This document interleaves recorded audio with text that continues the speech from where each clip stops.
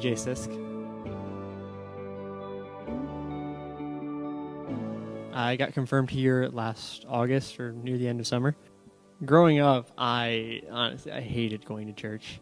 I hated having to get up early. I hated the long sermons, and I didn't like going to church. And eventually that turned into not really believing in God.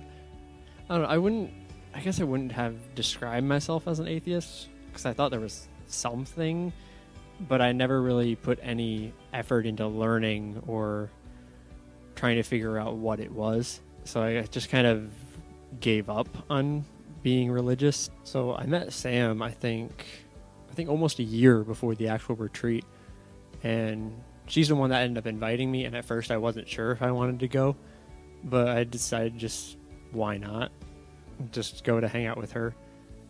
She invited me to come about a week before the actual retreat, and as I said, I wasn't sure if I wanted to go, so it was like 2 or 3 days before I actually decided to.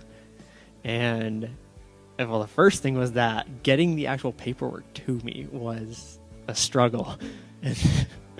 And then I showed up late. The bus had already left. I was like half an hour, 40 minutes late. My first impression was that there was a lot of people. The first day was kind of uneventful. I met a few people and just was kind of there.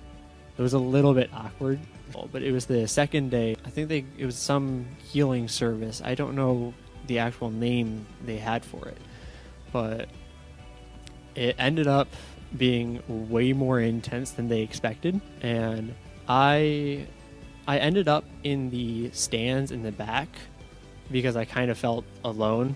I sat in the stands for a while, but eventually I just couldn't really stand to sit there anymore. So I walked out into the hall. At that point, I didn't want to go back into the room because I was kind of angry that this amazing things were happening for everyone else. Eventually, Sam and her friend came out and found me, and for whatever reason, I decided to go back and get prayed over. So we went back in, and Jason started praying over me. It was just really peaceful, I guess, is how I would describe it. Because I didn't feel angry anymore. I didn't feel sad or anything. After, I don't know how long it was, I kind of lost track of time. I went down, or what they call it, resting in the spirit. I was looking up at the ceiling. I didn't have my eyes open, but my head was faced upward, and I saw this really bright light above me.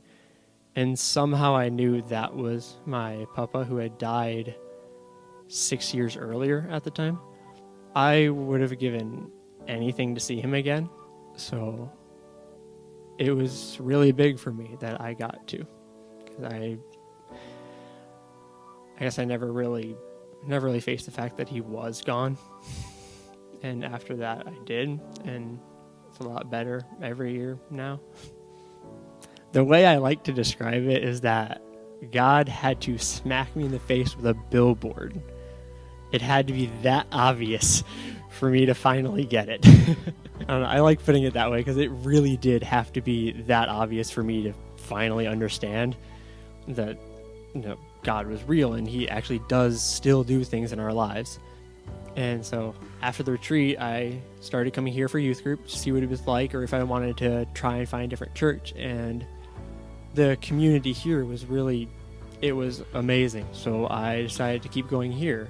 I learned more about the Catholic faith and being a good Christian, and eventually I did decide to get confirmed, which then got put off by quarantine, and I ended up getting confirmed in August. I don't know what made me say yes to going to the retreat, but I am very glad I did, and I wish I had done it sooner.